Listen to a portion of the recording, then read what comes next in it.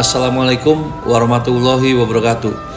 Saya Irjen Pol Ahmad Kartiko, SIKMH, selaku Kapolda Aceh, menghimbau kepada seluruh masyarakat untuk ikut berpartisipasi aktif dalam menyukseskan pemilu 2024. Mari kita sukseskan pesta demokrasi dengan menyalurkan hak suara sesuai dengan pilihan masing-masing pada tanggal 14 Februari 2024. Ayo bersama-sama kita jaga Kamtipmas agar terus kondusif di bumi Serambi Mekah. Bersama masyarakat kita wujudkan pemilu 2024 yang aman dan nyaman.